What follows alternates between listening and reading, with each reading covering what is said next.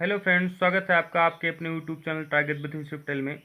Friends, यदि अभी तक आपने हमारे YouTube channel target with institute को सब्सक्राइब नहीं किया है तो उसको सब्सक्राइब करें।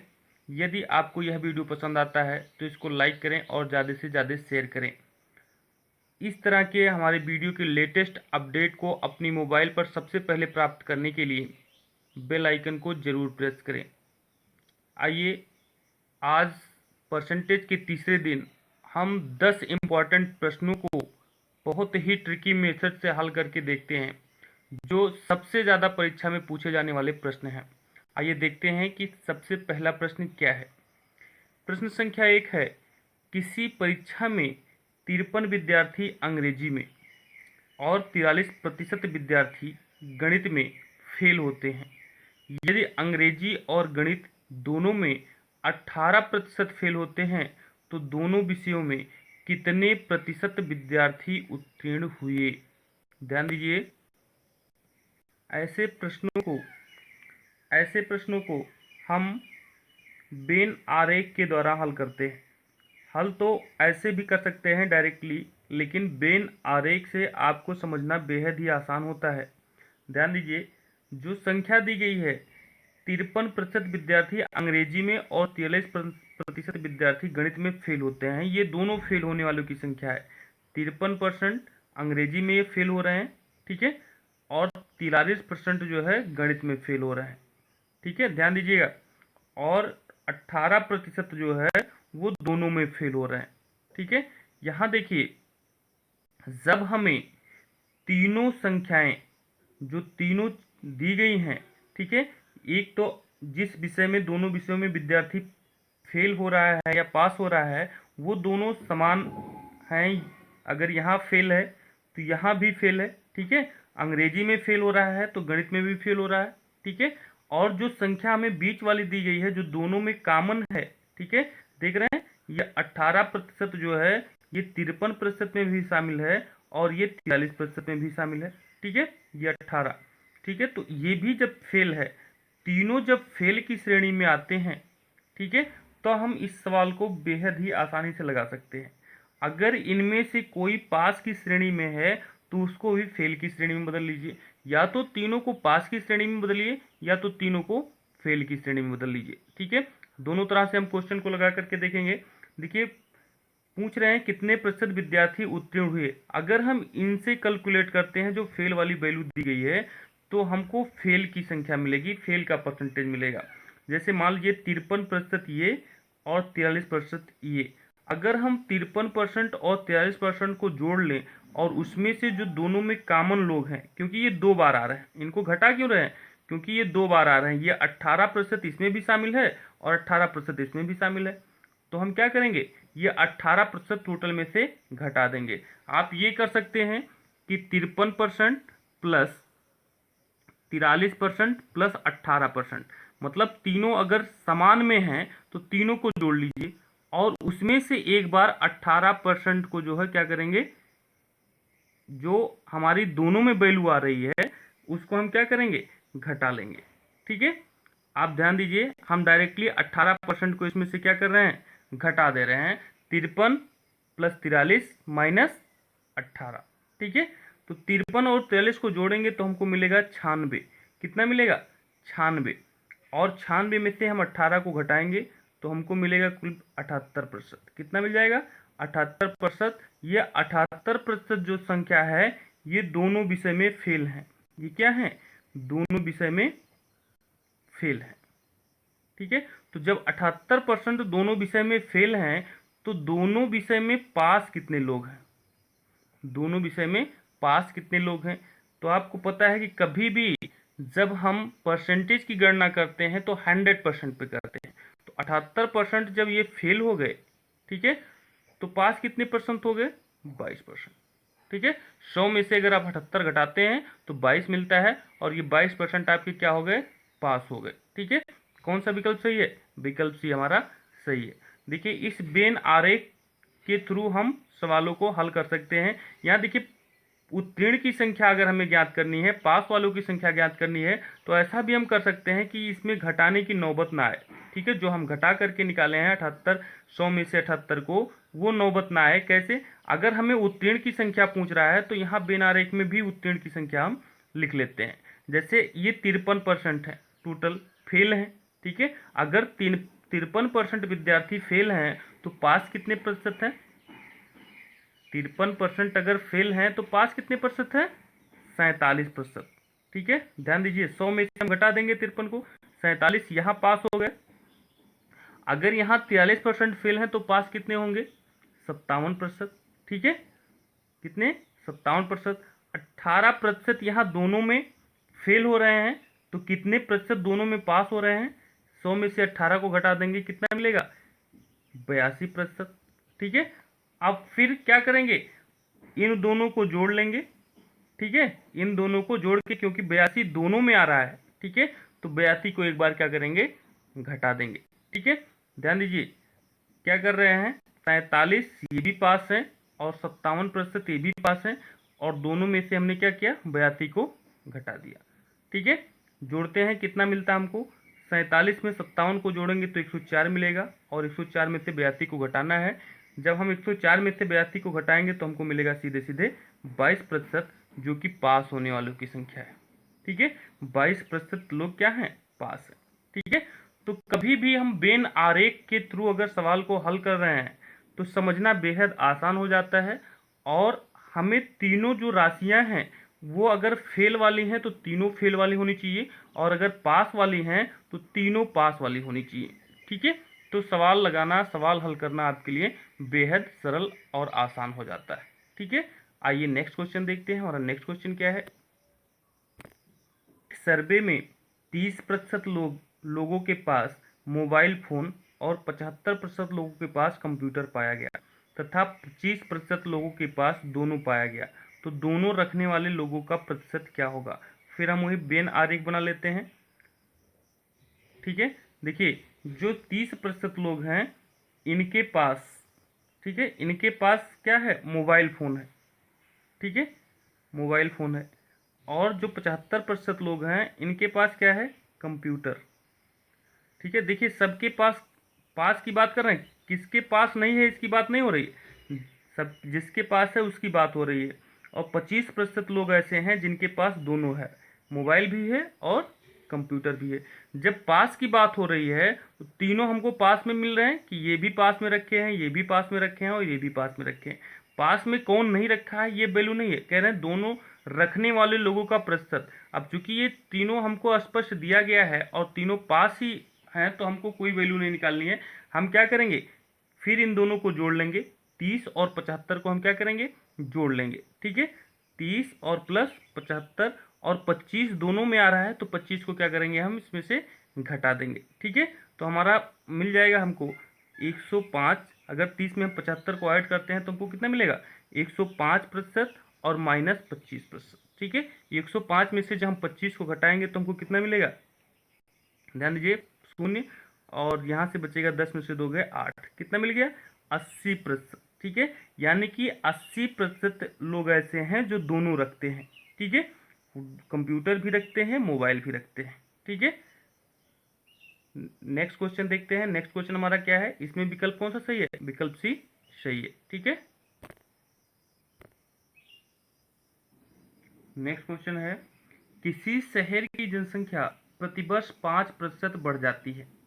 यदि इस समय शहर की जनसंख्या 70,000 हो तो बताओ 2 वर्ष बाद जनसंख्या कितनी होगी? ध्यान दीजिए, इस सवाल को हम ट्रिक से लगाएंगे।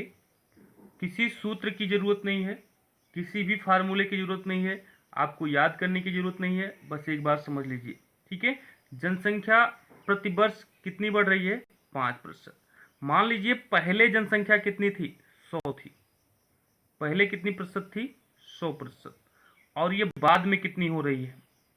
बाद में ये हो जा रही है 5% बढ़ रही है, तो 100 में 5 जुड़ जाएगा, कितना हो जाएगा? 105% जो है बाद में हो जाएगा। ठीक है, अब यहाँ हम क्वेश्चन पे अपने आते हैं। यहाँ देखते हैं, ये मोस्ट टर्निंग पॉइंट है। ठीक है, यहाँ क्वेश्चन में हमसे क्या पूछा जा रहा है, अगर 2 वर्ष बाद की बात की जा रही है तो जो बाद वाला वैल्यू है इसको हम ऊपर रखेंगे। ठीक है, जो बाद वाला वैल्यू है इसको क्या करेंगे, ऊपर रखेंगे। अगर यहाँ 2 वर्ष पहले की बात की जा रही है तो हम पहले वाले वैल्यू को ऊपर रखेंगे। ठीक है, बात समझ आ गई। बाद अगर वर्ष बाद की बात की जा रही है तो बाद वाले वैल्यू को ऊपर रखेंगे। ठीक है, और अगर पहले की बात की जा रही है तो पहले वाले वैल्यू को ऊपर रखेंगे। ठीक है, आइए सवाल को देखते हैं। 70,000 जनसंख्या हमको दी गई है, टोटल कितना है 70,000। ठीक है, जनसंख्या हमको 70,000 मिल गई, इसके साथ गुणे का चिन्ह लगाएंगे और आपको बताया गया बाद वाली वैल्यू को पहले रखेंगे क्योंकि 2 वर्ष बाद की बात कर रहे हैं। तो 105 बाद वाली वैल्यू है और 100 क्या है, पहले वाली वैल्यू है।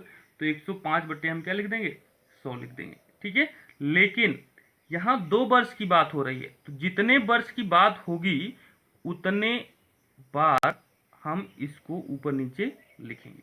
अगर 3 वर्ष की बात होती तो एक बार और लिखते। ठीक है, अब इसको हल कर लीजिए। 2 जीरो से 2 जीरो कैंसिल हो गया, इन 2 जीरो से ये 2 जीरो कैंसिल हो गया। ठीक है, आपको मिलेगा 7 गुणे 105 का 105 में जब हम गुणा करेंगे, ध्यान दीजिए 5 जिस संख्या के बाद में होता है उसका गुणा करना हमने आपको बताया था कि अगर किसी संख्या के इकाई का अंक 5 है और उसका वर्ग करना है, 2 बार गुणा करना है तो उसको कैसे करते हैं, इसका इसमें गुणा कर लीजिए सबसे पहले इन दोनों 5 का, तो 5 25 कितना हो जाएगा 25। ठीक है, फिर जो आपको संख्या बच रही है 10 ऊपर बच रही है 10 नीचे बच रही है।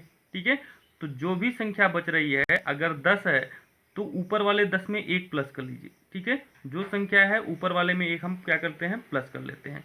तो ऊपर वाली संख्या कितनी हो जाएगी 11 और नीचे वाली कितनी हो जाएगी 10। तो 11 दहाइम 110, जो हमको इसका गुणा मिल गया वो कितना मिल गया 11,025। ठीक है, अब 7 का हम 11,025 में गुणा कर लेंगे। 7 पच्चे 35, 7 दूनी 14 3 17। ठीक है, शून्य है तो 1 को 17 उतर गया, 7 इक्कीम 7 और 7 इक्कीम 7, कितना मिल गया हमको 77,175। ये हमको वैल्यू मिल गई। ठीक है, ये वैल्यू मिल गई। 2 वर्ष बाद 77,175 जनसंख्या होगी। किस विकल्प से मैच कर रहा है, विकल्प सी से मैच कर रहा है, तो विकल्प सी हमारा क्या है, सही है। ठीक है, नेक्स्ट क्वेश्चन देखते हैं। नेक्स्ट क्वेश्चन क्या है हमारा, एक मशीन के मूल्य में हर वर्ष 10% का ह्रास होता है। ठीक है, ध्यान दीजिए इन शब्दों को, ह्रास, ह्रास लिख सकता है, अवमूल्यन लिख सकता है, कमी लिख सकता है। ठीक है, ये कोई भी शब्द अगर लिखे तो आपको एक ही समझना है कि उसमें कमी हो रही है। ठीक है, हर वर्ष 10% की कमी हो रही है। इसे 3 वर्ष पहले क्रय किया गया था। ठीक, यदि इसका वर्तमान मूल्य 72,900 रुपये हो तो इसका क्रय मूल्य क्या था। एक मशीन के मूल्य में हर वर्ष कितने की वृद्धि हो रही है, 10% की वृद्धि हो रही है। ठीक है, हम क्या मानेंगे, पहले क्या था ये 100%, पहले क्या था 100%। ठीक है, अब ये 10% जो है ह्रास हो रहा है तो 100 में से 10 निकाल देंगे तो कितना बचेगा 90। ये बाद में हो रहा है। ठीक है, पहले क्या हो रहा है 100 हो रहा है और बाद में कितना हो रहा है 90। ठीक है, तो अब हम देखते हैं कि पहले की वैल्यू हमें निकालनी है कि बाद की। यहाँ देखिए प्रश्न में है 3 वर्ष पहले, 3 वर्ष पहले इसका क्रय मूल्य क्या था। ठीक है, तो इसका क्रय मूल्य 3 वर्ष पहले निकालना है तो पहले के लिए हम पहले वाले को ऊपर रखेंगे। ठीक है, तो जो टोटल वैल्यू दी गई है वो 72,900। ठीक है, गुणे में पहले वाला यानी कि 100 और बटे में कितना 90। और कितने वर्ष की बात कर रहे हैं, 3 वर्ष की बात कर रहे हैं, तो हम 100 बटे 90 कितनी बार लिखेंगे, 3 बार लिखेंगे। ठीक है, लिख लिया। फिर अब इसको सरल करते हैं। देखिए 1 0 2 0। ठीक है, 1 0 2 0, फिर 1 0 है, 1 0 से कैंसिल कर दिए। ठीक, हमको मिलेगा जब 9 का 9 में गुणा करेंगे 9 9 81 होता है और फिर 81 का 9 में गुणा करेंगे तो हमको मिलता है 729। इन तीनों का गुणा कितना मिलेगा हमको 729 मिलेगा। और 729 में जब हम 72,900 में भाग देंगे तो एक बार जाता है 100 आता है, कितना आता है डबल जीरो है, ये तो एक बार में कट जाएगा, उसके बाद 2 जीरो है तो 2 जीरो को हमने उतार लिया। ठीक है, देखते हैं हमको मिलता कितना है।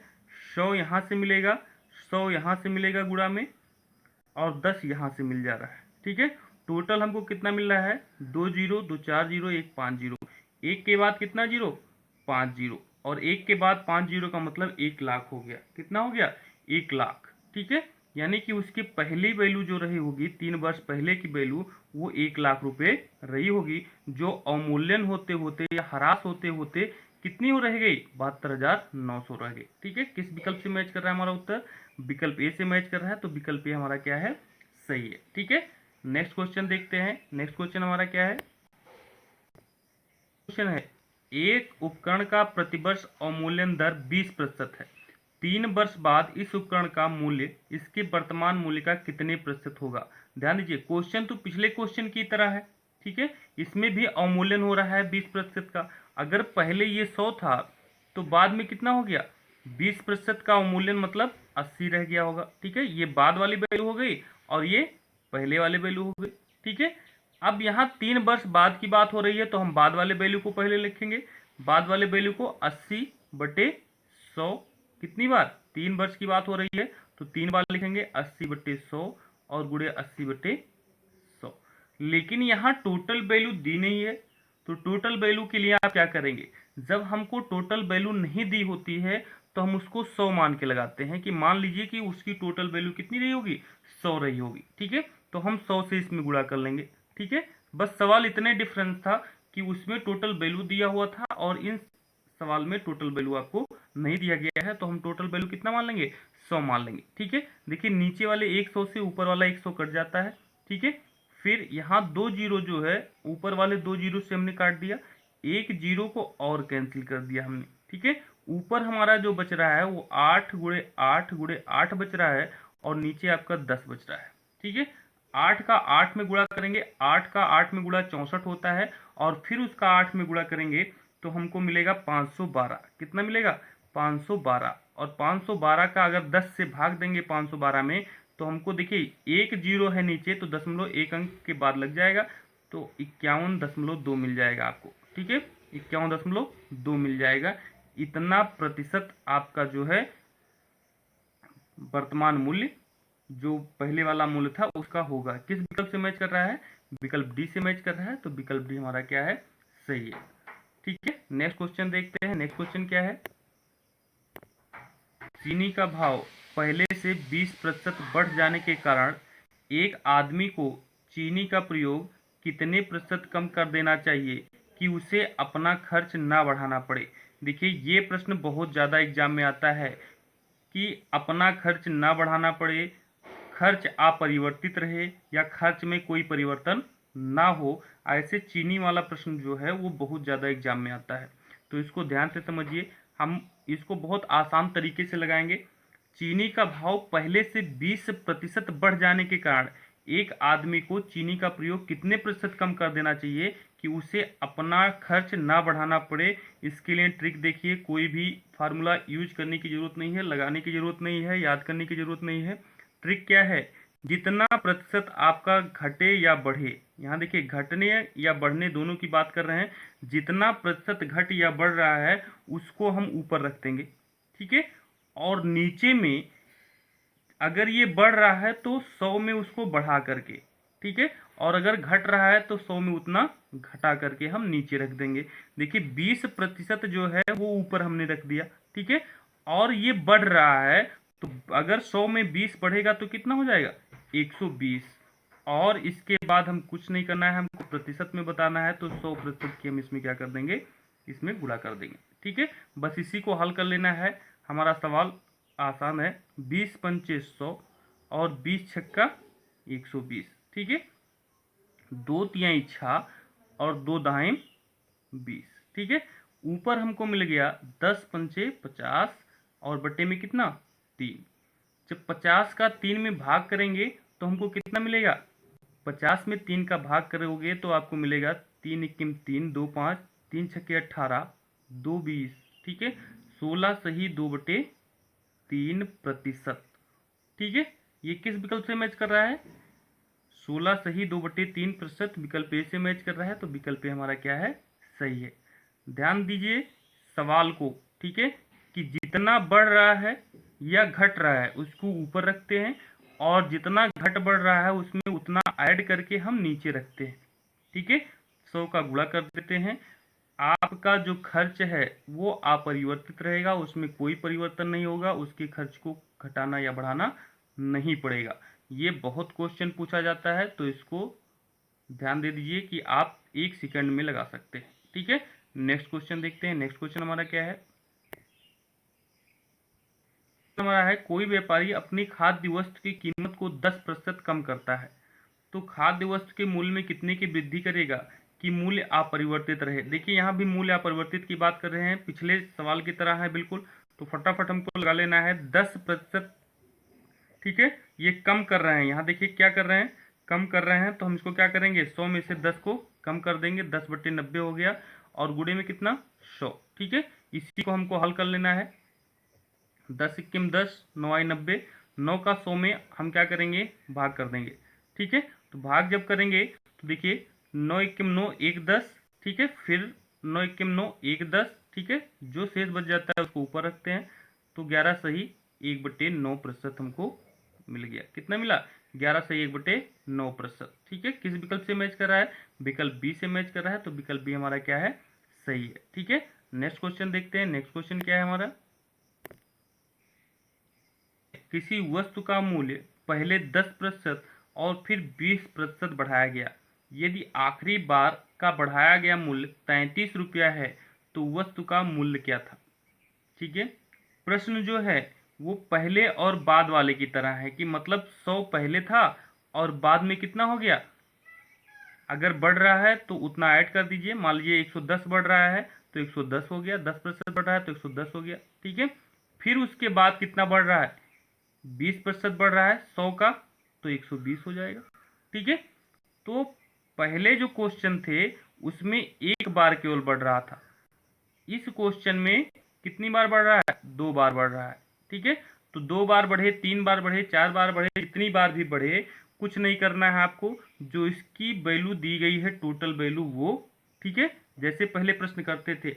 और गुणे में देखिए वस्तु का मूल्य था का मतलब पहले की बात कर रहे हैं, तो जब पहले की बात होती है तो हम किसको ऊपर रखते हैं, अगर पहले की बात हो रही है तो ऊपर किसको रखेंगे, पहले वाले को। और पहले कितना होता है, 100 होता है, तो 100 बटे में कितना, 110, और गुणे में फिर पहले की बात हो रही है तो 100 और बटे कितना, 120। ठीक है, इसी को हल कर लेना है। इसको हल करते हैं, देखते हैं हमारा कितना आता है। 1 जीरो 2 जीरो से ये दोनों जीरो कैंसिल हो गया। ठीक है, 11 इक्कीम 11 और 11 तियाँ 35, फिर 3 इक्कीम 3 और 3 चौके 12, फिर हम हल कर लेंगे 4 इक्कीम 4 और 25 चौके 100। हमको वैल्यू कितनी मिल गई, 25 रुपये। कितना मिल गया, 25 रुपये, यानी कि पहले इसकी कीमत कितनी थी, 25 रुपये थी, जो अब 10% और 20% बारी बारी से बढ़ करके कितने रुपए हो गई, 33 रुपये हो गए। ठीक है, तो ये किस विकल्प से मैच कर रहा है, 25 विकल्प बी से मैच कर रहा है, तो विकल्प बी हमारा क्या है, सही है। ठीक है, नेक्स्ट क्वेश्चन देखते हैं। नेक्स्ट क्वेश्चन हमारा क्या है, नेक्स्ट क्वेश्चन है, यदि x का मान y से 25% कम हो तो y का मान x से कितने प्रतिशत अधिक है। ठीक है, ऐसे क्वेश्चन जब कंपेयरिंग के लिए पूछे जाएं कि x का मान y से इतना कम है या इतना ज़्यादा है, तो y का मान x से कितना प्रतिशत कम या ज़्यादा होगा, तो ऐसे प्रश्नों के लिए जो भी परसेंटेज हमें दिया गया है, ठीक है, वही काम करेंगे पिछले सवाल की तरह, कि 25% हमें दिया गया है, इसको ऊपर लिखेंगे, और बटे में ये 25% घट रहा है कि बढ़ रहा है, वो 100 में से घटा करके या बढ़ा करके नीचे लिखेंगे। अगर 25% यहाँ पे क्या लिखा हुआ है, कम हो रहा है, क्या हो रहा है, कम हो रहा है, तो 100 में से 25 को हम घटा देंगे, कितना मिलेगा हमको, 75, और गुणे में क्या करेंगे हम, 100 करेंगे, गुणे में क्या करेंगे, 100। इसको हल करने पर जो भी वैल्यूशन मिलेगी वही होगा, यक्स वाई का इतना प्रतिशत है। ठीक है, 25 इक्कीम 25 तियाँ 75, 3 से अगर 100 में भाग देते हैं तो फेमस वैल्यू आपको मिलेगी 33 सही 1/3%। ठीक है, ये हमारा जवाब होता है। और ये किस विकल्प से मैच करता है, विकल्प बी से मैच करता है, विकल्प बी हमारा क्या है, सही है। ठीक है, जब भी हमें कंपेयरिंग वाले क्वेश्चन मिलेंगे तो हम जो पहले वाली वैल्यू रहेगी इसको, और ध्यान दीजिएगा यक्स का मान वाई से 25% कम है, ठीक है। अगर ऐसा क्वेश्चन दिया होता कि यक्स का मान वाई से 25% ज्यादा है, ठीक है, तो इस क्वेश्चन का रूप बदल जाता, ठीक है। कैसे, आगे देखते हैं। ए की आय बी की आय से 25% अधिक है। अब यहाँ ए की वैल्यूएशन ज्यादा हो गई, ठीक है, तो बी की आय ए की आय के की कितनी प्रतिशत थी, बी की आय ए की आय की कितनी प्रतिशत थी, ठीक है। अब यहाँ देखिए कितनी प्रतिशत थी हमें निकालना है, और यहाँ ए की आय बी की आय से अधिक है। जब हम अधिक की बात करेंगे तो एक तो पीछे वाला फार्मूला आप लगा सकते हैं कि देखिए 25% की बात कर रहे हैं तो 25, और ये चूंकि अधिक हो रहा है, 25 क्या हो रहा है, अधिक हो रहा है, तो हम यहाँ क्या लिखेंगे 125 और गुणे में कितना 100, ठीक है। इसको हल कर लीजिए, 25 एकम 25, 25 25 125, 5 एकम 5 और 20 पंचे 100, आपको कितना मिल जाएगा 20%। 20% जो है ये ए की वैल्यू आई, लेकिन ये है कि बी की आय की जो है ये कितनी प्रतिशत है, ए की आय जो है वो बी की आय की कितनी प्रतिशत है। तो हम क्या करेंगे, टोटल वैल्यू अगर ये ए का है तो बी कितना रहा होगा 100 में से हम क्या करेंगे 20 को घटा देंगे, हमें कितना मिल जाएगा 80%। कितना मिलेगा 80%, ये बी की आय होगी, ठीक है। तो ए की आय बी की आय से कितनी होगी 80% होगी। या आप इसी को डायरेक्टली लगा सकते हैं, कैसे, ध्यान दीजिए, पहले वैल्यू कितनी रही होगी, ये मान लीजिए पहले 100 रही होगी, पहले 100% रही होगी, ठीक है। फिर बाद में ये बढ़ करके कितनी हो गई 125%, ठीक है, क्योंकि 25% की वृद्धि हो रही है तो बाद में कितनी हो गई 125 हो गई। और आपको ये जानकारी लेनी है कि ए की आय बी की आय की कितनी प्रतिशत है, यानी कि वर्तमान की बात कर रहा है, बाद की बात कर रहा है, ये तो पहले था, ठीक है, ये तो पहले था, अब बाद की बात हो रही है, ठीक है। तो जब बाद की बात होती है तो बाद वाले वैल्यू को हम क्या करते हैं, एक सेकंड रुक जाइए, सॉरी, यहां देखिए ये पहले थी, ठीक है, ये जो 25% अधिक है ये वर्तमान की है, 25% अधिक किसकी है, वर्तमान की है, और हमें पहले की वैल्यू निकालनी है कि कितने प्रतिशत है, ठीक है। तो हम क्या करेंगे, जो पहले वाली वैल्यूशन है 100 वो, और फिर बाद वाली वैल्यूशन कितनी है 125 और गुणे में कितना कर देंगे 100, ठीक है। इसको हल कर लेंगे, 25 चौक के 100, 25 पंचे 125, 5 इक्कीम 5 और 20 पंचे 100, आपको वैल्यूशन मिल जाएगी 4 गुणे 20 बराबर 20 चौक की कितना होता है 80। इससे डायरेक्ट आपका निकल जाएगा कि कितने प्रतिशत है, ठीक है। आप देख सकते हैं बेसिक फंडा से कि 25% जो है, ठीक है, ये देखिए जो 25% है वो 100 का कितना है, ठीक है, 25% 100 का कितना है, और ये बी की आय ए की कितनी गुनी, ठीक है। इस तरीके से कितने प्रतिशत है मतलब कितनी गुनी प्रतिशत है ये आप देख सकते हैं। तो जो बेसिक फंडा आपका है कि भाई जब किसी के साथ का कितना जुड़ा होता है तो वो बटे में होता है, ठीक है। तो ए जो है वो 25% ज्यादा है, अगर हम 100 की मान लें बी की वैल्यू, बी की वैल्यू कितनी मान लें 100 मान लें, तो ए की वैल्यू कितनी रहेगी 125 रहेगी, ठीक है। तो ये प्रश्न आपका है कि बी की आय ए की आय की कितनी, अब देखिए क्या कितनी अगर जुड़ गया तो का कितना वाला वैल्यू जो रहेगा वो हमेशा नीचे रहेगा, ठीक है। का कितना वाला वैल्यू कहाँ रहता है नीचे रहता है, ये आपको बेसिक में बताया गया था, जो पहला भाग आपका प्रतिशत का है उसमें। तो का कितने का मतलब क्या होता है नीचे, जो का कितने के साथ जुड़ा होगा वो नीचे रहेगा। 100 को हमने ऊपर कर दिया, ठीक है, और गुणे में आपने 100 को कर दिया, ठीक है। आपको वही वैल्यू मिलेगी 25 चौक का 100, 25 पंचे 125 और 20 चौक के 80। डायरेक्टली आप इन दोनों से वैल्यू निकाल सकते हैं, चीज वही है, बस समझने का तरीका अलग अलग है। एक ही प्रश्न को कई मेथड से आप हल कर सकते हैं, जो मेथड आपको आसान लगे उसी को पकड़ना चाहिए, और उसी से हमें सारे सवालों को हल करना चाहिए। जब भी ऐसे सवाल हमको मिले तो एक ही मेथड से हमको सवाल को हल करना चाहिए और उसी पे प्रैक्टिस बनाना चाहिए, ये हमारी सोच है, ठीक है। चलिए आज के लिए बस इतना ही, मिलते हैं नेक्स्ट वीडियो में और कुछ इम्पोर्टेंट प्रश्नों के आसान से हल को लेकर के। तब तक के लिए जय हिंद।